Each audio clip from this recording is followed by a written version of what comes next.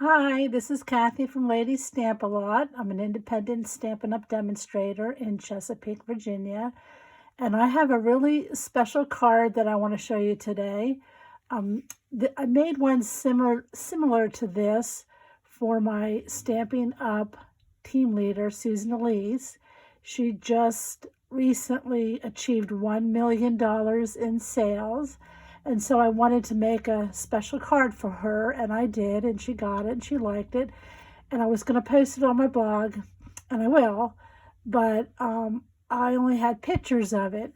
And so I made another one to show you in a video what it looks like, and then I'm going to show you how easy it really is to make this. It's a really wow card, but it's actually quite easy because I mostly used designer series paper, and then this on the front is stamped with the Hydrangea Haven stamp set, and then the designer series paper is Hydrangea Hill designer series paper, and these products are in the January to June 2021 mini catalog from Stampin' Up!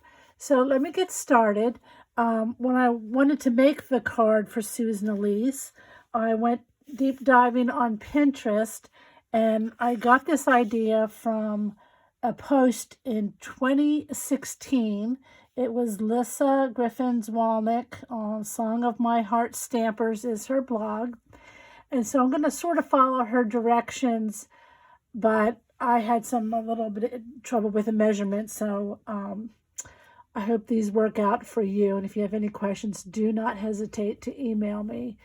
So she started with a piece of paper that is 5.5 by 11.5. So this means you need a 12 by 12 paper. And I didn't have a problem with that because I scrapbook and I have 12 by 12 paper. But I'm sure if somebody had more patience than me, could figure this out just to cut it down to 11 and change the measurements a little bit to make it fit with an 8.5 by 11. But I'm going to do what she did, 5.5 by 11.5. And then I'm going to bring in, and then you're going to also need another piece. This is Lovely Lipstick. No, this is Highland Heather. Sorry. And then I need another piece, 2 3/4 by 4 1/4. So let me bring this, my paper trimmer in to score. Now, of course, you could score on your scoreboard, but we're also going to be trimming a piece away. So that's why I'm going to be using my paper trimmer. So the first score is at 1/4. So I'm going to use this side of my scoreboard here, which is just going to be this first long line going up is 1/4. And the light color is the scoring blade. So that's the first score. And that gives me firmness here versus if I had it way out here and this was just hanging off the edge. It's a little bit more flimsy. But I am going to turn it around this way. And the next score is at 3 3/4. 3 3/4. I will have these measurements on my blog post. So if you didn't get that, you can check there. And I'm going to open up the arm and go out to 7 1/4 and score. So that's 1/4, 3 3/4, 7 1/4. Okay, so then you're going to turn this, and I have the 1/4 inch score mark. You can't see it here. The 1/4 inch score mark here is at the top. I'm going to slide the end over to 5/8. So 2 lines is, these 2 lines is a half, and that is 4/8.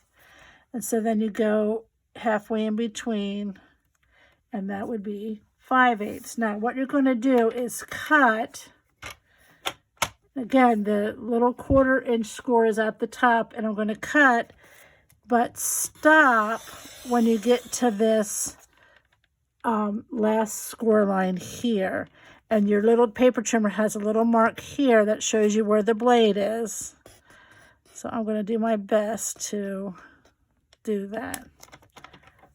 Okay, so that is what we're going to do. That's how we're going to get the different sizes of the card. So then you're just going to come and trim off this piece here. So you're going to take this away. Okay, so here's the little 1/4 inch over here. And then this is the full-size card. Now we're going to take the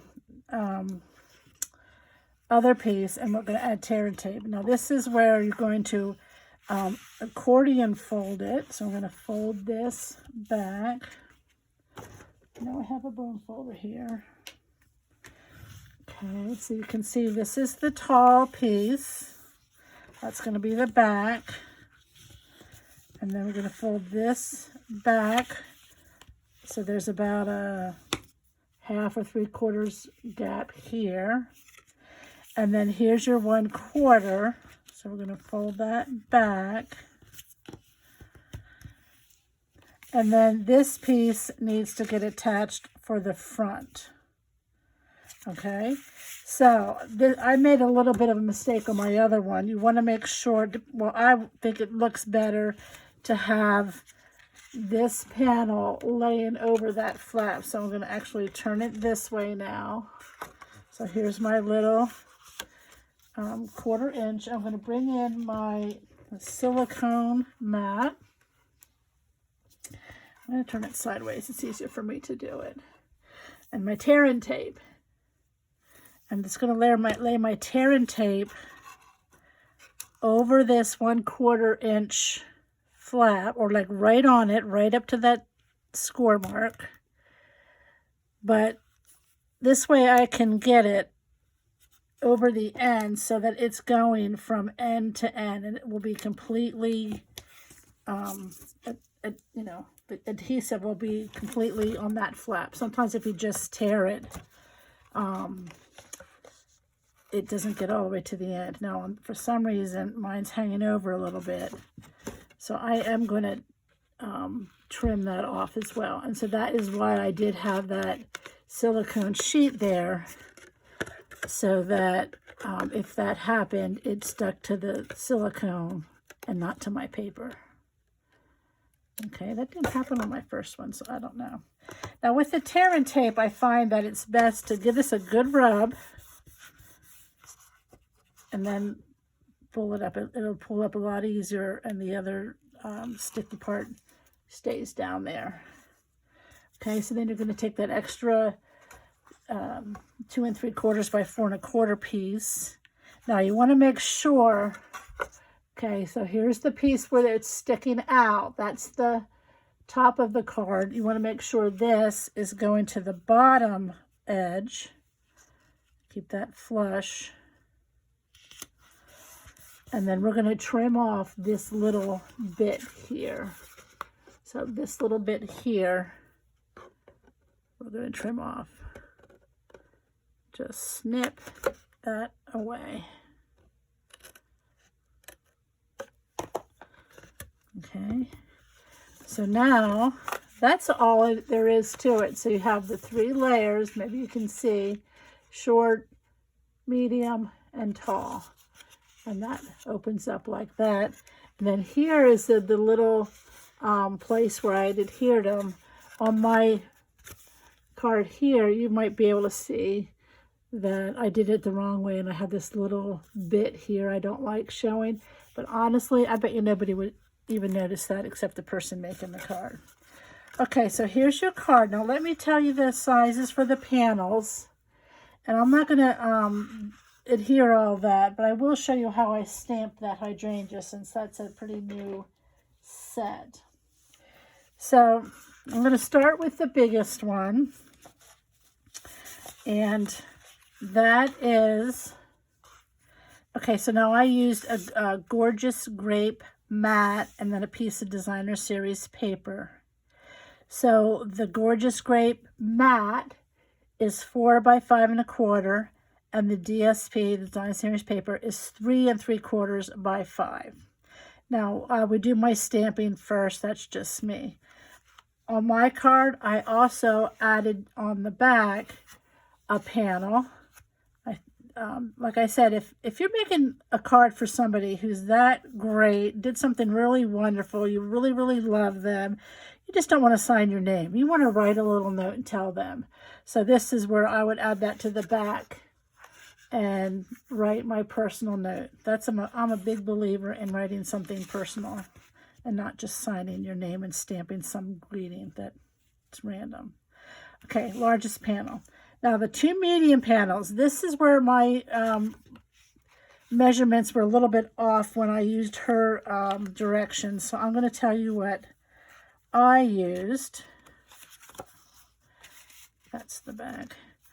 Okay, so the mats, the gorgeous grape mats, I cut them 3 1/8 by 4 1/2. 3 1/8 by 4 1/2, 2 of them. And then the patterned paper is 2 7/8 by 4 1/4. And the 7/8 I know is tricky. If you're not good at it, just cut it at 3 and then just maybe trim off a little bit. A lot of this I do by eye, but I just thought that gave it a more even, like a little bit of a bigger border here and a little smaller border with the gorgeous grape. So those two are the same, and I chose this pattern for this card because I like this pink. I wanted to pick up, I think I'm going to do it this way though. I wanted to pick up the pink in this flower. The other card didn't have as much pink, whatever. Okay, so for this piece, the inside and for the front, you're going to need the mat. And on the inside, I used the Designer Series paper. And on the front, I did stamping. But that is 2 1/2 by 4 for the mat. And 2 1/4 by 3 3/4 for the Designer Series paper or for the white stamping. So I don't know if you can read them. If you want to take a screenshot and get started to make this card, or you can go to my blog and I will have these measurements out. Again, once you cut them, you can, I'm really like the type that'll just slice off a little bit extra if I don't think it looks right. I go more by eye than exact measurements anyway. So those are the panels. Now, let me just close this up. Again, it's going to accordion fold, and I just really like the way that looks where you see the different layers and whatnot. All right, so let me just stamp this really quickly. Here's the Hydrangea Haven stamp set. On the cover, the images are only shown at 75%. So they're actually larger than they are than what it shows you here. And so the words are even bigger. They just put a lot of stamps into here. So if you get this set, just be sure to know that when you look for, like say if you wanted to work a punch with the words, you'd have to double check on the words themselves because they're bigger, if that makes sense. So anyway, I used the Hydrangea Haven stamp set. And I'm going to bring in my piercing mat because it is a photopolymer stamp. And this just gives an extra cushion to get a nice firm image, a nice crisp image. Now, one time on my original card, I used Memento. And then I tried using Gorgeous Grape, and I liked the Memento better for the flower. So this, maybe you can see how this, see the difference in size. So I'm going to go ahead and ink up. This is the whole flower and the leaves. I'm going to ink this in Memento. Might need my Memento to be re-inked. Let me see if that's going to, hope that works. And then I'm going to stamp, and I have this scrap underneath in case I will go off the edges I don't want to get ink on my mat. So I'm going to press that. Remember with photopolymers to leave them in place a little bit. It takes a minute, not a minute, just a few seconds to get that ink to release from the photopolymer. Well, that's okay. Now I am going to, if I can find my chamois, I like to clean mine right away. It really does reduce the staining on these photopolymers. They will get stained, especially the reds, but if you clean them right away, the staining is less. Now the color green in this paper is really old olive, but I used Granny Apple Green. I just thought it was a little bit brighter, and the front of the card isn't near the other greens, so you can't tell that it's not the same color. And I really have gotten to like this Granny Apple Green. It took me like over a year to even use it when it first came out. I just didn't like it. And then I recently made some cards with it, and now I am kind of like in love with it. So I inked that up, and I'm just going to stamp it off lightly one time. And then I'm going to come over here and stamp on top of the leaves. Hold and press. That gives it a little toned down color anyway. The Granny Apple Green, I guess it was too bright or something, but I'm learning to love it. Okay, so I'm going to clean that off right away. And if you don't know, I cut my chamois in half, and then I keep them inside an old or a stamp case, and that keeps everything from getting messy or wet. Now for the flower, I took this stamp. It's this one down here. It's really like an outline of flowers. But you'll see what I'm going to do. I'm going to use Seaside Spray. And I'm going to start with Seaside Spray. And this is a really light color anyway. So I'm going to just take this and go around the image of the hydrangea. Now, it's not filling it in. It's just kind of like going on top of the petals. The outline of the petals are going on the outline of the petals. You can see that. I don't know. There is a fill here, but I wanted to try this look because I wanted the blue and the purple in this hydrangea. So I'm going to clean that off with my chamois. And now I'm going to go to Highland Heather. And I'm going to do the same thing. So I just ink that up. I'm going to stamp off a little bit, and then I'm going to go right on top again. Actually, I'm going to leave it full strength because you can't see it if you don't. I'm just kind of going around. This round part of this kind of fits the round outside of this flower. And it just gives it sort of like a lot of depth. I just really like that way of doing it. Come back. I'm going to be doing some more cards with this where you can use the dies and cut out the hydrangeas from the paper. You can color with blenders, pens, with other ways. There's so much you can do with this and get, really beautiful cards. But this was actually quick and easy. Okay, so then again, that's going to go on the mat. I'm not going to finish it. But I just wanted to show you how to do that flower. I added the sheer ribbon, gorgeous grape ribbon that's in this Hydrangea Hill suite. This oval, this is actually a retired punch, but there is one in the mini catalog that does both of those punches. So look for that, the round oval and the scalloped oval. And then on the inside of mine, I just stamped the greeting right on the paper here. This one I used the leftover paper from when I used this piece. There was like an extra blue up here, so that's where I stamped right onto that. And then same way here. And then this little flag is from the set of dies called Tasteful Labels. So it's right here, this little flag die. It does a little stitched thing. Also in this suite are really nice gems, but I just didn't want to add any extra bulk to this. I know a lot of people like to do bling everywhere. I just kind of like let the paper do the talking. I believe I did use my Wink of Stella on the top of the flower before I sent it to her. So I hope that you'll give this a try. Let me just show you the paper really quick if you haven't seen it. It is just gorgeous, and the colors are beautiful, and you can just do so much with it. Again, stop by. I'm going to be making some projects using this paper and the stamp set and showing you different ways of using the stamps and the dies. So go look at my blog to see the card that I made Susan Elise. It was a little different. I had different sayings on it. And if you have any questions, shoot me an email. And thanks for stopping by. I hope you'll give it a try.